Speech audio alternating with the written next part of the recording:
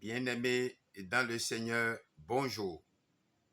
Nous remercions le Seigneur de nous avoir permis la réalisation de cette 324e publication qui a pour thème la miséricorde et la victoire par le jeûne. Les textes de Jonas chapitre 3 versets 1 à 10 et de l'évangile de Jésus-Christ selon Luc chapitre 4 versets 1 à 13 nous permettront de vous livrer la substance de cette activité pour le bonheur de vos âmes respectives. Dans le nom de Jésus-Christ. Amen. L'Esprit Saint, l'Esprit de Dieu est avec nous. La miséricorde et la victoire par le jeûne bien-aimé.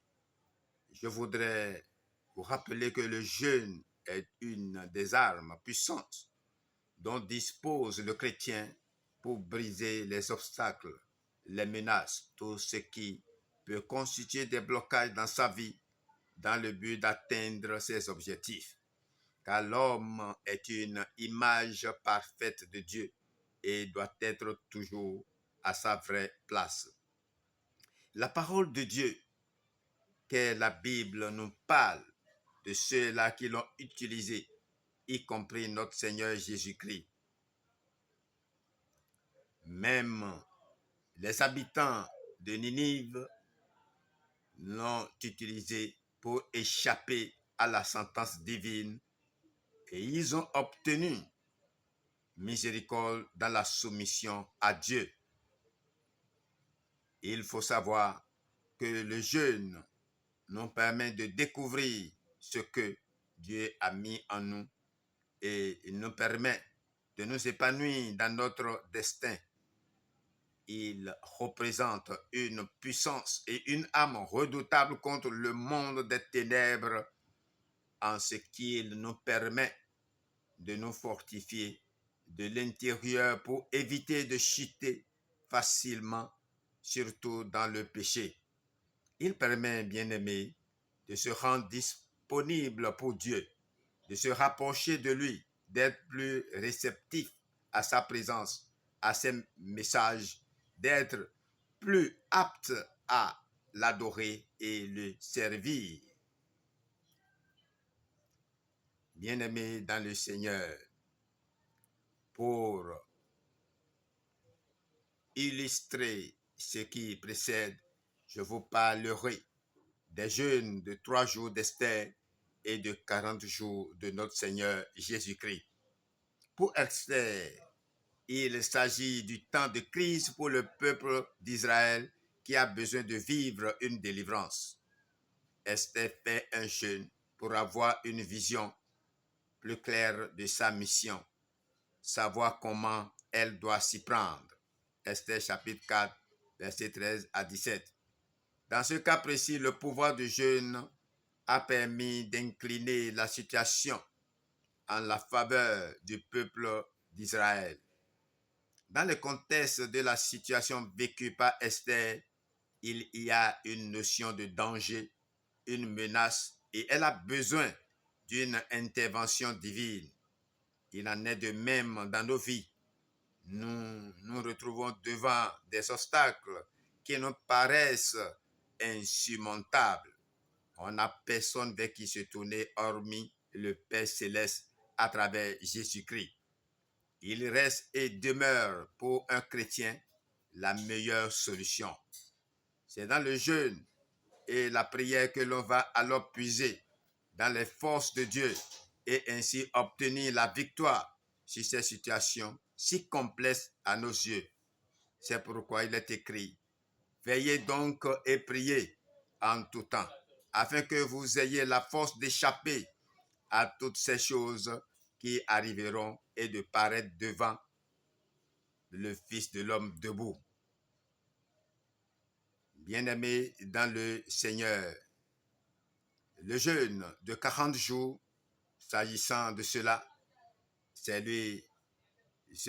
celui pour lequel nous nous préparons présentement. Et je vous dis, seul Moïse, Élie et Jésus ont jeûné 40 jours avant l'exercice de leur ministère. À cet effet, Retenons que le jeûne permet de briser la chair et de libérer l'esprit. Effectuer un jeûne régulier permet d'entretenir ce feu intérieur et il devient une façon de vivre. Nous le vivons, je vous l'assure.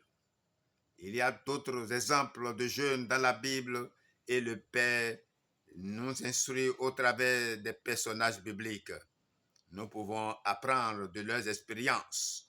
Si nous ne pouvons pas copier exactement ce qu'ils ont fait, nous pouvons nous en inspirer, car le Père Céleste effectue un travail individuel avec chacun de nous. Nous ne sommes pas les mêmes. Non, nous avons chacun notre manière d'agir, notre façon de faire. Nous avons notre place. C'est cela, bien-aimé. C'est pourquoi nous aussi, nous avons un don, un privilège à faire valoir. Ce qu'il faut retenir, c'est que le jeûne nous dispose à recevoir une information, un ordre, une direction, mais qu'il nous faut agir ensuite et surtout ne pas rester dans l'inaction. Si nous demandons quelque chose, c'est que nous sommes prêts à exécuter ensuite. D'ailleurs, toute solution donnée par le Père Céleste est accompagnée d'une grâce qui nous aide à passer à l'action. La solution est disponible et est à notre portée. Si on n'obéit pas, le jeûne devient inutile. Qu'il n'en soit pas ainsi pour vous, auditeurs. Et je vous invite à obéir à la parole, à tout ce que vous aurez dû entendre à travers cet enseignement. Et allons maintenant dans les commentaires pour voir la réaction des habitants de Ninive suite à la prophétie de Jonas. Ouais.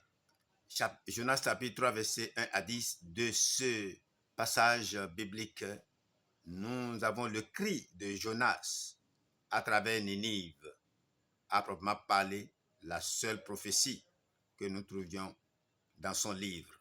Et encore, ne s'accomplit-elle pas? Car à sa prédication, les habitants de la cité méchante le reçoivent en tête. Craignent Dieu, croient sa parole, se repentent. Ces sentiments, à leur tour, montent jusqu'au ciel. Verset 10, chapitre 1, verset 2. Dieu fait grâce. Voir Jérémie, chapitre 18, verset 7 et 8.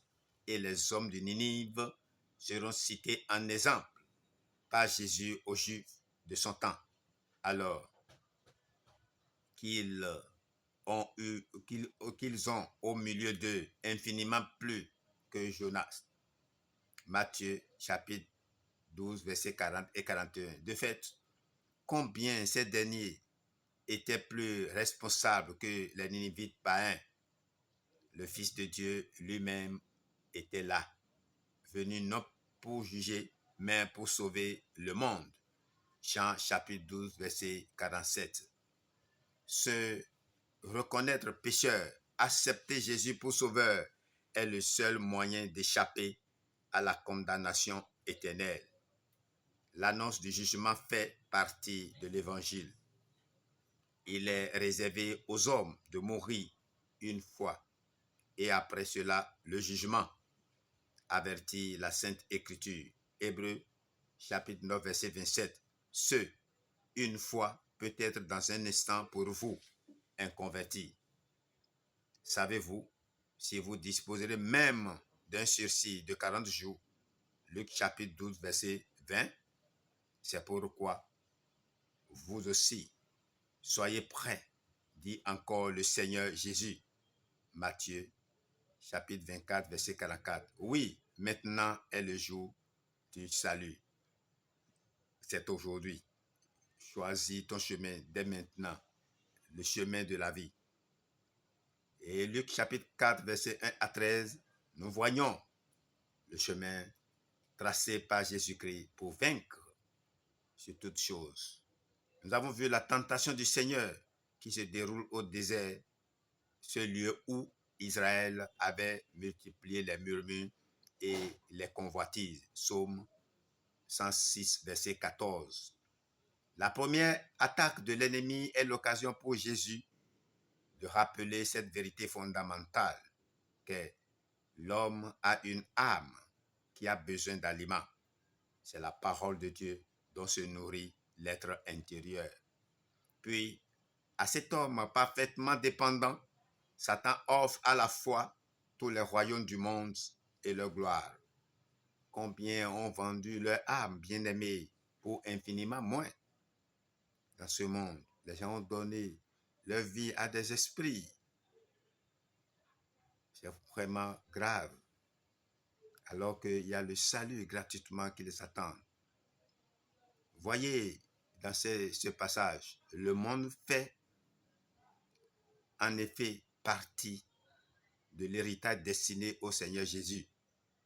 Mais que ce soit la terre entière ou un simple morceau de pain, Christ ne voulait rien recevoir sinon de la main de son Père. Psaume chapitre 2, verset 8. Voilà les conduites que nous devons adopter rien que de Dieu Tout-Puissant, sa volonté. Alors, Satan insinue pour la seconde fois, si tu es fils de Dieu, versets 3 et 9, comme si la chose était approuvée. C'était mettre en doute ce que le Père venait de proclamer solennellement. Chapitre 3, versets 21 à 22. Autrement dit, tenter Dieu. Jésus n'aurait pu être un modèle pour nous s'il avait vaincu le diable en vertu de sa puissance divine. Mais il triomphe par les âmes à la disposition de l'homme, lesquelles sont une indépendance entière de Dieu, une obéissance absolue à sa parole et une confiance inébranlable en ses promesses. Bien-aimés, voilà tout ce qu'il nous faut. Si nous pouvons agir de cette manière, de cette façon, dans cette période surtout de jeûne, affermissons notre foi et soyons prêts avec le Seigneur Jésus. Il nous a tout donné. Il nous a montré le chemin à suivre, les pas, nos conduites. Et il veille au grain. Voilà. C'est pourquoi ce cantique 175 Yoruba dit, fortifie-toi en Christ. En Christ seulement, cherche ta force en lui et tout est joué.